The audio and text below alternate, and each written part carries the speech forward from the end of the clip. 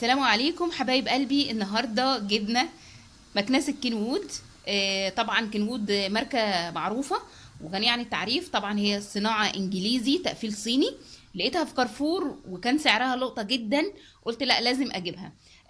شفتها في العرض لكن الكرتونة بتاعتي دي لسه ما فتحتهاش، قلت افتحها مع حبايبي علشان نشوفها كلنا مع بعض. هجيب بقى المقص او السكينة واوريها لكم.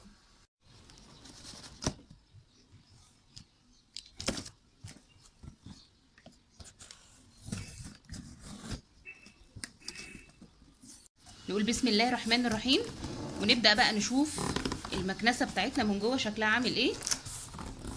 اهي يا رب تكون واضحة. طبعا كرتونة ملناش دعوة بيها. ده الكتالوج بتاعها اللي هي كيفية التشغيل. طبعا هبقى اشوفه انا. طبعا هي طبعا المكنسة زي اي مكنسة عادية. بصوا ما شاء الله الفينش بتاعها حلو جدا. ده الكرتون بتاعها.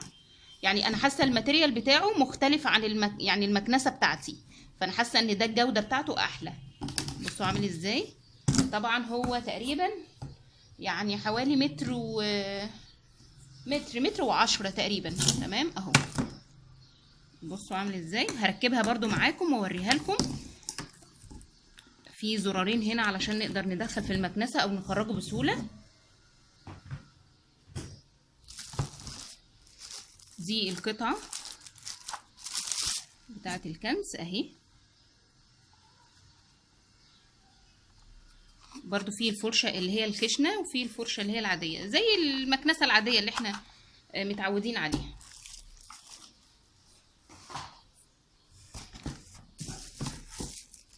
وادي المواسير بتاعتها. بصوا ما شاء الله استانلس. الماسورة بتاعتها استانلس اهي. تمام. ادي اول قطع فيها.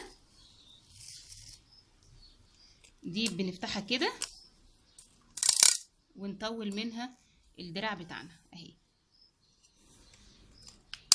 برضو نرجعها وندخلها تاني اهي. نطلع بقى البودي بتاع المكنسة.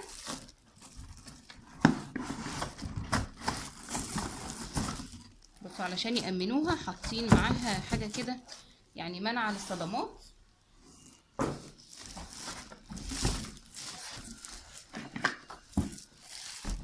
بصوا دي الأجزاء اهي بتاعتها اهي. دي اللي هي نجيب من الأماكن الضيقة، ودي بتاعت الستاير والبرقع والحاجات دي اهي. ودي برضو فرشة إذا كان وبرة أتربة على الأنتريه أو حاجة. طبعا كل الأجزاء دي بتتركب للشفط يعني اهو. 3 قطع بس كده اهي. الكرتونه خلاص فاضيه مفيهاش حاجه تاني. ركنها كده بعيد. وادي المكنسه كينوود.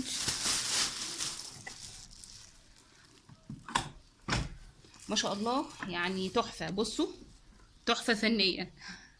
شكلها جميل جدا وحديث وحساها كبيره، يعني هي مش صغيره، يعني انا حساها كبيره. بصوا عامله ازاي.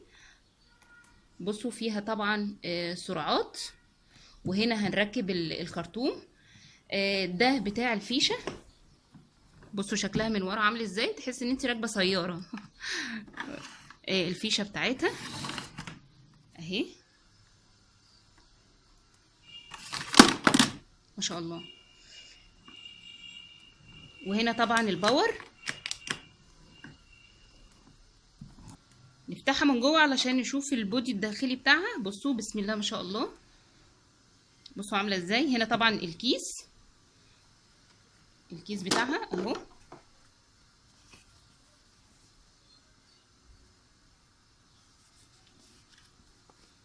طبعا سهل التركيب لان انا كان عندي المكنسه القديمه بتاعتي كانت بيبقى صعب جدا ان احنا نركبها. بصوا سهله جدا بمجرد بس ان انت بتحطيه.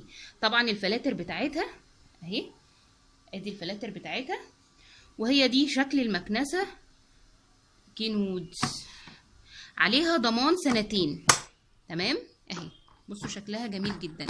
بصوا هنا العجله بتاعتها اللي هي الدواره دي عشان تلف معاكي في كل حته. عايزه اقول لكم ان عليها كانت بتعذب المكنسه القديمه بتاعتي كانت بتعذبها، كانت تكنس بيها وتروح جراها من الخرطوم، يروح الخرطوم ده يا عيني يحاول الله عليه، يعني كان بيتأذى نفسيا جامد جدا، تحس انها كانت جرة كلب وراها، فكانت بتعاملها معاملة وحشة جدا. وكانت سبب ان انا غيرت مكنسة واتنين بسبب ان علياء بتبوظ الخرطوم. يمكن كلكم ولادكم بيحصل معاه الحركة دي، بس الحمد لله يعني ربنا كرمنا بالمكنسة دي، اكيد هنحافظ عليها عشان علياء دلوقتي كبرت. عايزة اقول لكم بقى السعر كان مفاجأة جدا بالنسبة لي. المكنسة دي حبايب قلبي ب1950. 1950.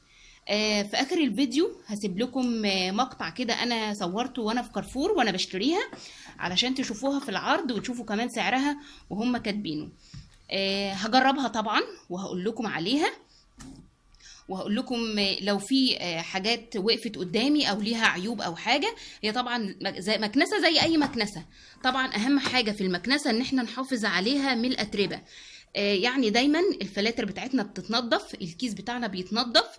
عايزه اقول لكم كمان في هنا لما الكيس بيتملي بتدينا اشاره ان الكيس اتملى ولازم نفضيها، زي الغساله كده لما بتبقى عايزه دوره غسيل بتروح يعني مشغله لنا لمبه كده انها عايزه تعمل دوره تنظيف ليها. فالمكنسه كمان فيها الميزه دي برضو عجبتني، وزي ما انتم شايفين شكلها فخم جدا، وربنا يبارك لاي حد ممكن يشتري المكنسه دي لانها بجد عجبتني وشيك قوي، وزي ما انتم شايفين يعني حلوه وبتمشي لوحدها. بس هركبها دلوقتي قدامكم علشان تشوفوها. طبعا هركب الماسوره بتاعتها بالشكل الطبيعي خالص، الشكل العادي. هي ما فيهاش لف، بمجرد ان انت بتدخليها كده اهي خلاص هي كده ايه ركبت تمام اهي كده. بقى هركب بس الخرطوم وبعدين نرجع نركبه في المكنسه. كده هركب الخرطوم فيها اهو،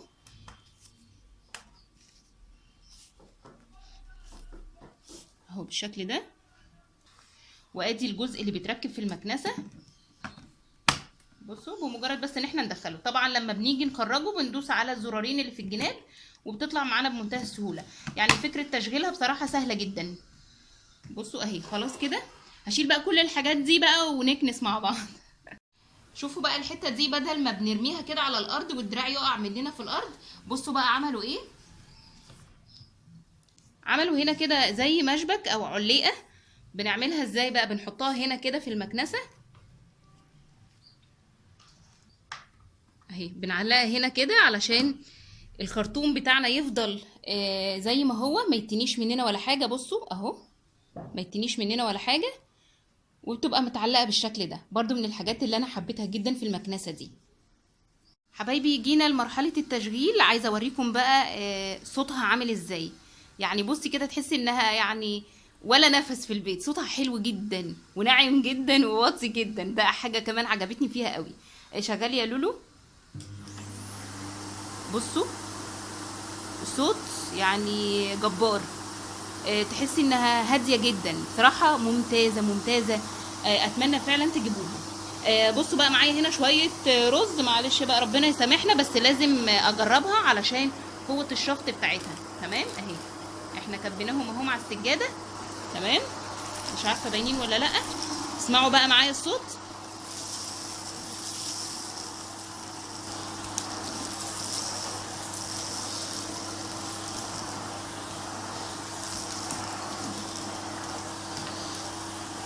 طبعا روعه، سحبتهم كلهم زي ما انتم شايفين، او مش عارفه مش باين في الكاميرا، بس طبعا يمكن الصوت واضح عندكم جدا.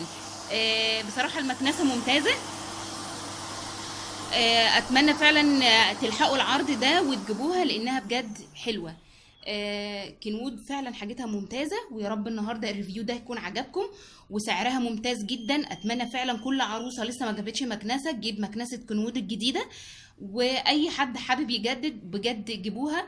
سعرها ممتاز وكمان امكانياتها عاليه جدا، شكلها شيك وصوتها هادي، وده اهم حاجه، لان احنا المكنسه بتاعتنا القديمه كانت صوتها بتجيب الجيران فوق. فالحمد لله رب العالمين، وربنا يرزقنا ويرزقكم جميعا، واشوفكم على خير الفيديو الجاي. مع الف سلامه.